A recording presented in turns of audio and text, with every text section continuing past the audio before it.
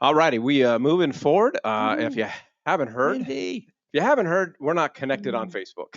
Oh, But anyway, I heard so that. I am about to introduce to everybody. We're going to do this via remote for her, so hopefully we can get the technology working. But this is my not only Mhm. my lovely bride, but well, she is my lovely bride, best friend, and and all that good stuff. But on the professional level, she is a marketing professor at GCU, has her own digital marketing agency, speaks all over the country, not only in digital marketing, but on this whole concept of the power of scarcity, and the author of a new book called The Power of Scarcity. So I would like to introduce Mindy Weinstein to everybody. Good morning, Mindy. Good morning. Okay, there I There am. we go. It's that little thing you have to slide to the side. I know I've got multiple screens, so I got this one over here, but it's good to see you. And I'm not gonna lie, Mike, when you started, you're like, let me tell you my pet peeve. I totally thought it was gonna be something that like I did. I'm Mindy, like, it this is my usually is, but you were intro. here this It's morning, so I'm trying to already. be nice. Yeah, don't go back and listen to any of the previous Yeah. podcasts. You might not be happy. All right. All right, so let's jump into it. One of the things that we always discuss here is, and we discussed earlier in our three pack, is we are the CMO, chief marketing officers of our own businesses, and oftentimes, and in most cases, most of us don't have any marketing background, any sales training experience, and so part of that is the reason that we brought you on today, because your book, Power of Scarcity, really is all about that, and so it's a different level of training. But I just want to get into it for the sake of time. What is scarcity? Yeah, so great question to start out with. So one thing I want to mention right away for anyone who's listening, I'm looking at scarcity from the psychological angle. So I'm not talking about economics and supply and demand. I'm talking about what scarcity does to your brain. So understand that right away. Also, before I actually give you the definition, I'm gonna tell you what it's not, because as I was working on my book, I'd get different feedback from people like, oh, you're writing a book on scarcity and how it's used in marketing. Do you just mean those annoying emails that I get that say buy now or you're gonna miss out or flash sale today only? It's a lot more than that. So scarcity, at its true definition, it is some form of unavailability. So it's a restriction of some type, and there's different types of scarcity, and each type of scarcity has a different impact on us as consumers and on our brains, and then also a different impact in how we can use it in real estate. So that's just really the nutshell of what it is. So at the end of the day, is through marketing, through sales, we want people to understand that they may be missing out on something, or something is unavailable to them. But our job is to help them understand that, whether they realize it or not. Right. So the thing about scarcity is that, how I mentioned it has different impacts on us, is that scarcity does create a sense of urgency. And a lot of that has been seen in psychological studies, specifically the brain and what it does to the brain. And so, with what you just mentioned, letting people know a little bit of like, hey, you might miss this opportunity, or if you don't decide now on what to do, this is what you pay in later. A lot of that is fear. So fear of missing out is a big driver of making decisions based on scarcity. But we've also seen through brain scans that even hyper focusing is a huge impact of scarcity. So if something's hard for us to get, and we've all been there. So think about like a restaurant you couldn't get into because it's crowded. Oh, you're like obsessed. You like want in, especially my husband, because he loves food. So he's just Ah, like, we got stop to it. get in Me? there. Well, Not you, right? so back to that example. So like, take us through, because some of us may not really understand how Mhm. we as a society get caught up in this, or some of us might be going, oh well, I'm not a sucker, I don't really get into that stuff. But take us through COVID and what we saw as Yeah. a nation, which was kind of an impetus to you Mhm. writing this book. Yes, and I'll share a really short personal story too, because we all fall for scarcity. You might think you don't, but we all do. And by the time I give you enough examples, you're like, oh yeah, I guess I did. So I had been studying scarcity actually as part of my dissertation for a long time. So I'd been doing research, I did my own test on it.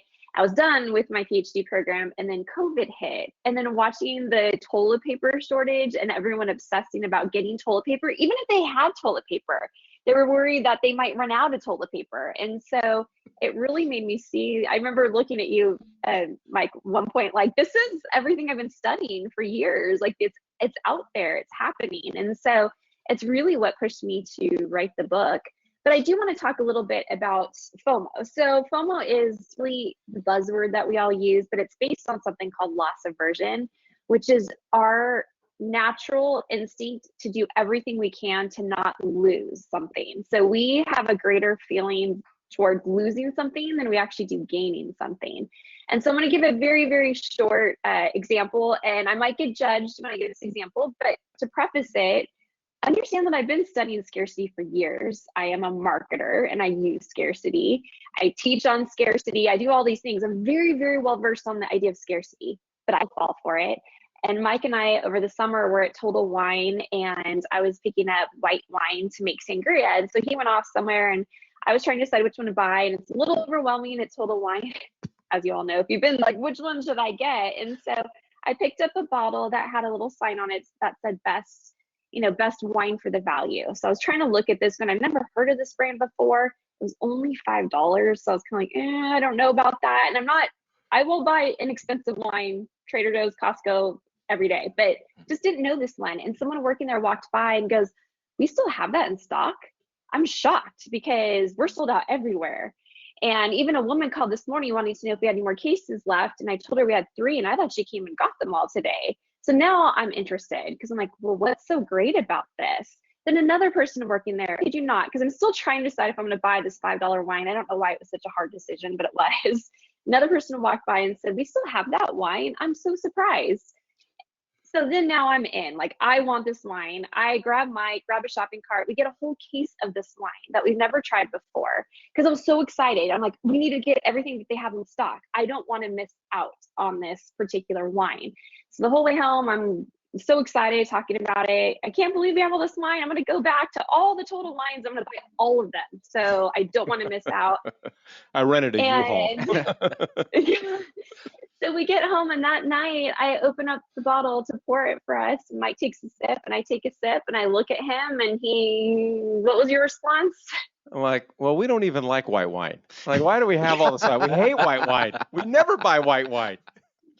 Only for sangria. And so I know that's ridiculous, but that's the thing, is that I had a fear of missing out because I knew all these people were buying it and there was only so much supply available. I know about scarcity, yet I still got caught up into it because our brain has a hard time understanding what is imperative to our survival and missing out and loss, and what's wine, cheap wine. And we still have it. If anyone wants some white wine, it's still down in our basement. Yeah, I used a half a cup in our shrimp scampi the other night and then dumped out the rest. All right. So in your book, The Power of Scarcity, you talk about 4 different types of scarcity. And so for the sake of time and relevancy to what we do as real estate agents, we're gonna go over 3. So the one that's going to be missing out today is limited edition. But I want to talk about the first one is, let me see. Yep, they're time-related scarcity. And as we go through these, I'm going to provide examples of things that I'm doing in my marketing or my sales through these different levels of scarcity. And I'm just going to tell everybody right now, take notes. If you buy the book, that was my biggest mistake, is I wasn't writing notes as I was going through the book of do this, do this, do this. So now I got to read it again. Anyways, so what is time-related scarcity? So time-related scarcity, it is any type of restriction on time, yet it still has an impact on us because there's only so much time available. So in general, I mean, that could be things like sales or promotions or limited time deals, those kind of things. That's time-related. And what happens with time-related is we're all of a sudden in competition with the clock. That's what we're in competition with. But it's used a lot. It's used a lot in sales. And so a really great example of that, if you've ever been to a timeshare presentation, Mike and I have, especially when we were early married and had no business buying a We timeshare. We own only went three. for the We own yeah, we three. own three. But we went to that first one because we couldn't even afford to buy all of our family Christmas presents. So we're like, we'll get a gift card we can use to shop. And then we walk away with a timeshare that I don't even know what our interest rate was. It's something insane. But you get in those situations and here's your deal. But, and this is using FOMO too, the fear of loss, because it's all about wording. Here's what the price is. But if you don't agree to this now and sign the contract, you won't be able to get this deal if you come back. So it's time related. The time is right on. We put a window on it. And then now we put a message of this is what you could pay now. And you're going to miss that if you wait. And so that is time related scarcity. Yeah, one of the ways, Todd, that I've been using time-related scarcity with my clients is just, again, understanding objections and understanding the market. The way that I see the market right now is I truly believe interest rates are going to drop to the high fours, low fives come summer. Interest rates are obviously higher now, but if you wait till summer to buy, you are not going to get the price that you will today. So I'd rather get a home today at a 6.5, 6.75% interest rate, but get $40,000 to $50,000 below market value, as opposed to wait for the summer, because I think there's going to be a buyer frenzy. And if I buy now, then the summer rates go down. I can refinance, so I get the best of both worlds. So we have, I believe, a very limited time right now to get the best deal on a home. This is the reason why we provide one of the reasons why we provide the market stats, is so that we can share with you what's actually going on in the market. Now, remember, to Mindy's earlier point, we're not talking about really sales perspective. What we're talking about is positioning. It's understanding. It's identifying. It's seeing it coming. She is brilliant. Obviously, she's written her book. She's put in numerous years of investigation. I actually ghost wrote the book. Gotcha. And we just slapped her I think I remember you saying that Yeah. at the presentation. But to the point is, I think you, and I'm speaking to the listeners right now, when I read the book, I fell into the why am I being manipulated perspective. Not so much how can I use this to help manipulate other people. And if you look up the word manipulate, it's not a negative word. It's actually a good word. It's just usually used in a bad context. She doesn't like that word. Yeah, because it's usually used in a bad context.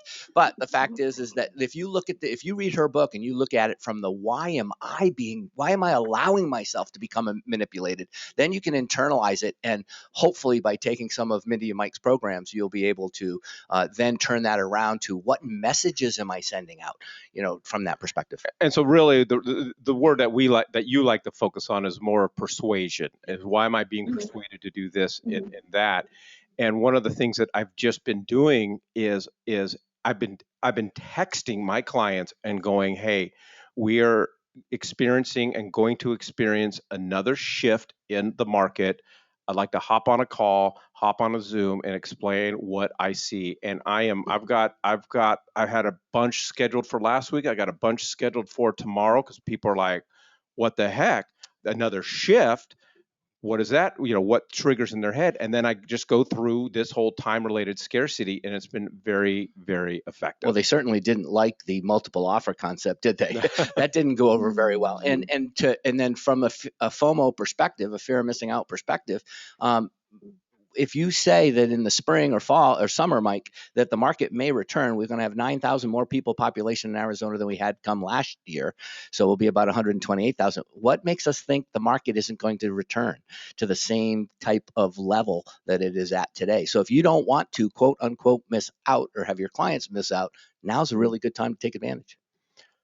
All right, let's jump into supply related. And again, going back to persuasion, and that really for me, as I've read the book and I'm going to reread the book, is my job as a sales agent is to persuade people to get off the fence and to transact really at the end of the day.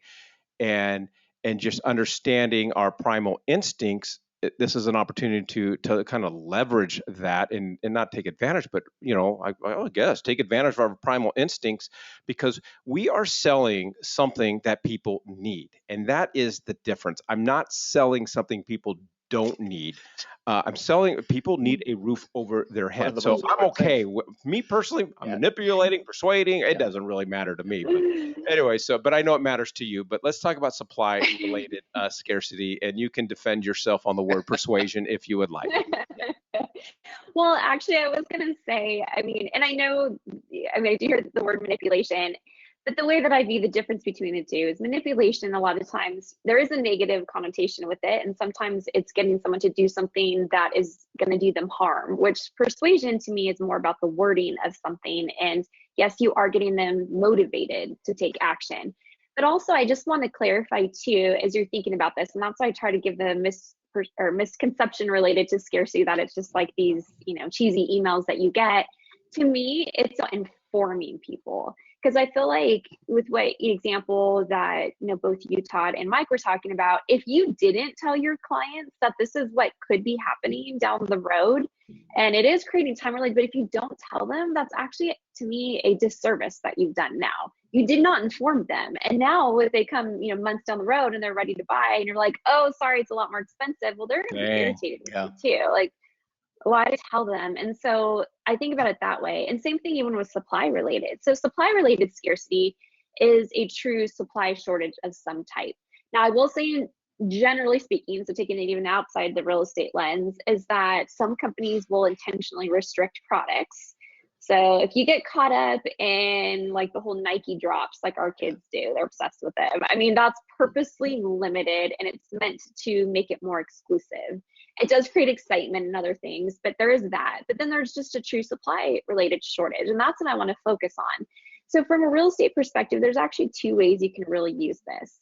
One, you can use it as a salesperson yourself, because your time, so the amount of hours in your day, that is naturally limited. You only have so much supply of time. And I'm telling you this because I use this as a marketing consultant as well. You can only work with so many clients. Like, yeah, it'd be great to have 100 deals in the pipe, but can you imagine, like, what kind of life would that be for you? You can only work with so many clients. And so there is nothing wrong with I have her informing a trained. potential client. She expects low performance out of me, so that's perfect. So just saying, like, you know what, I only work with 5, 7 clients in any given time. That is communicating actually supply related scarcity. So what happens in that scenario is now that potential client really wants to work with you because they want to be in this exclusive group, which is you. And I use this, and I stumbled across it actually years ago by accident in a meeting with a potential client, because they were asking me, well, how do you have time to work with projects and clients because you teach full time? I said, oh, well, I'm very selective on who I'll work with, and I only work with a certain amount of clients at a time. And I was being honest, and it turned into it flipped the conversation into them telling me that they would be a really great client and they would be so loyal to me. And they went on and on. I'm like, what just happened? But you're showing that you're valuable, because that's the other thing with scarcity. Scarcity equals value. So your time is valuable. So that's huge. And that's just wording. So really, like, all the things we're talking about, this isn't us throwing more marketing ideas that are going to cost you a bunch of money. It's how are you describing what you're already doing or describing the market. It's just the wording you use. And the last example I want to give, and it was actually a luxury condo complex by us here in Kierland. And it was really interesting because I drove by multiple times, and at one point they had a sign up that said 70% sold. And then I was like, oh, that's interesting. And I drove by, a couple weeks later, and it was like 80% sold. And then it was like 90%. I'm like, that's brilliant, because you're actually showing that there is a supply related scarcity here, and there must be some value because people are buying these complexes. And so just a really good example of implementing it. Yeah, and so that's kind of how I implemented this, because for me the supply related scarcity is about trying to create exclusivity, because I think where if I can create this aura of exclusivity and you want to be part of my circle or part of my world, it's going to should result in more commitment out of them, excitement out of them, and what we're all dying for in this business is loyalty. And I think the first time that we learn this lesson as agents is when we actually fire a client. It's one of the most it's one of the Welcome to real estate. welcome to real estate, and it's like, oh my gosh, you know what, I Yeah. don't have to be treated this way, Right. and I can be exclusive. So for me, unlike you, and I run a team, I'm a co-leader of the recon group. So uh, I I only have so much time, and I can not only can I only work with so many clients at a time. I only want to work with so many clients at a time. And fortunately, I'm in a place where I can pick and choose. So I've been really kind of going down this road saying, listen, I'm only working on, or I'm only taking on 3 clients in the next 60 days. This is what you're going to get. Take it or leave it. And if they leave it, be okay with it. Because I want them, because if I can get them to go, boy, I want to be one of those 3, I'm going to have more loyalty. I'm going to have, more commitment out of them. One of the other things, and I'd like to say it was my idea, but I'm pretty confident. I think I stole it from Keith Flynn. And he just spit out a nugget one day. I was like, oh my gosh. And so we actually created a private uh, Facebook page or Facebook group just for our past clients. And I know you don't like the word, but Yeah. for our clients. And we call it Friends of the Recon Group. And you're only getting content and opportunities that you're not going to see on my regular Facebook page, because I want that exclusivity. I want people, we always have a saying, when we call you and you see our name on your phone, we want you to think, oh man, I'm about to get paid, and so we've created this exclusivity, and we just don't invite everybody to it.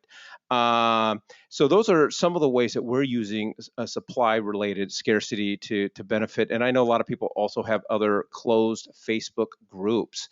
But just work on, how am I exclusive to the general public? Well, I think more than just firing your first client, I think walking away from that first listing or setting up your values. And if that individual that you're talking to about listing their home doesn't align with you, it's okay to say, well, you know what, you're going to do you. I'm going to let you, find a different listing agent.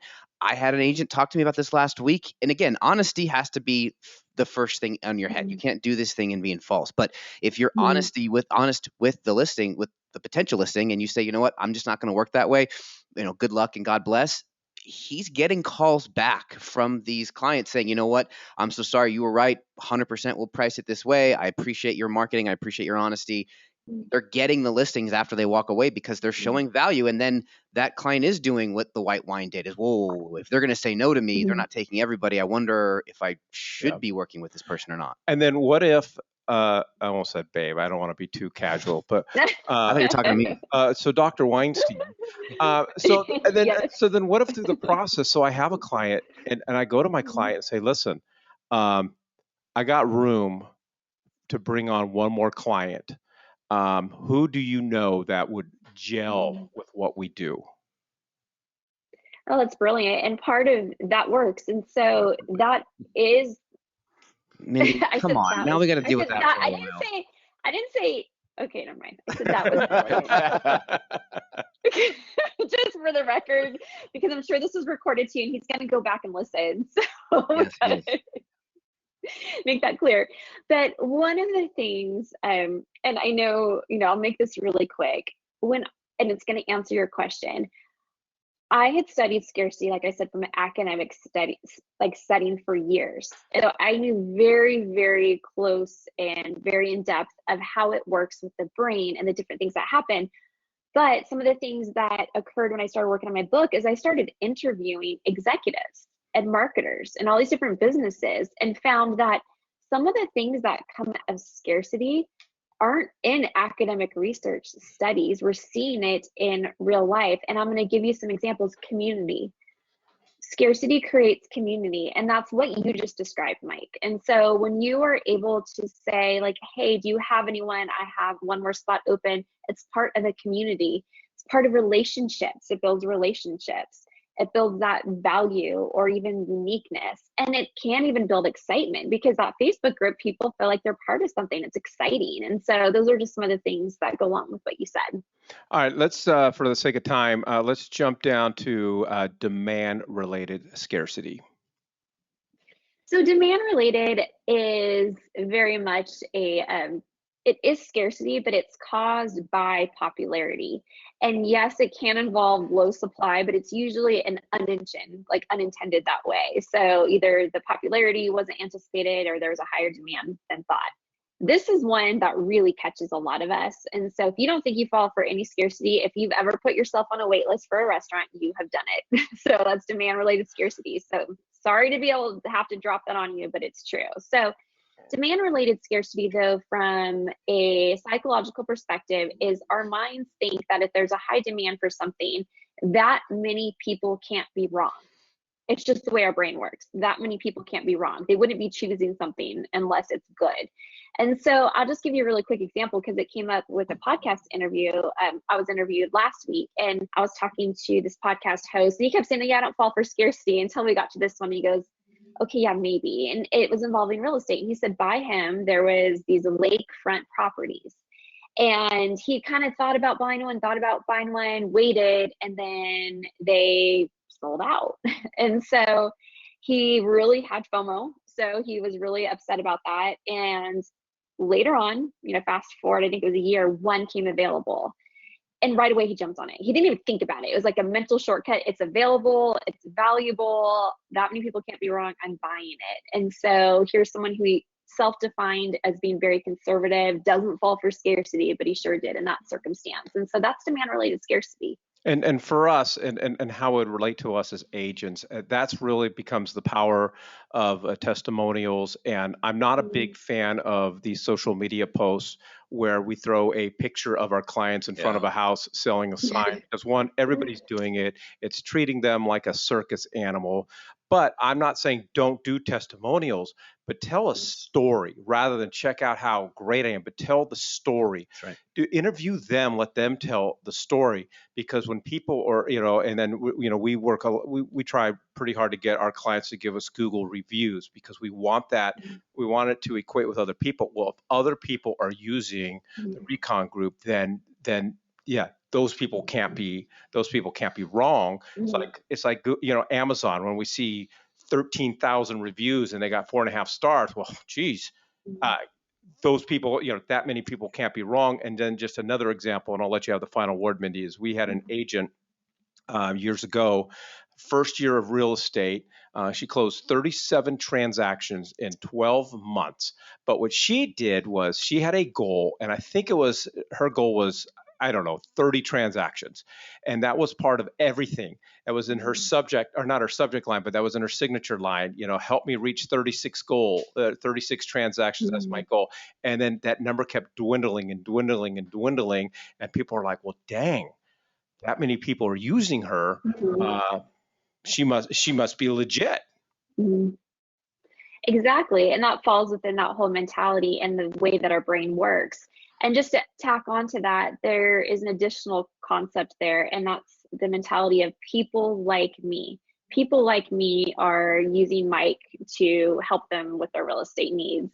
People like me. And so how do you use that? Like you talked about reviews, and really to me, it's those posts on social media that tell more of a story, so that they could read how this person, like what were they facing? What was their pain point or their problem? How was it solved? Then they relate to it and they're like, yeah, I went through that same thing. It's why if you go on Amazon, if you've ever looked at the reviews, if you've noticed there's certain like keywords you can click on to see like, oh, people are talking about this specifically. I click on those because I'm like, oh, that's why I would be buying this particular product too. People like me. And so that's a huge thing, and that's related to demand. All right. We are on the webinar or on the podcast. Dr. Mindy Weinstein, the author of The Power of Scarcity. There's a QR code if you want to get a copy. There's her website. And I appreciate you joining us today. And what are you making for dinner tonight? I think you're cooking. There's some leftover chicken if you get home in time. Yeah, and we're going to open up a really nice bottle of white wine. Wine. All right. Thank you very much for joining us. Leave everybody with the quote of the day. Habits are the compound interest of self-improvement. I like that. Appreciate everybody joining us today. Go out and sell a home.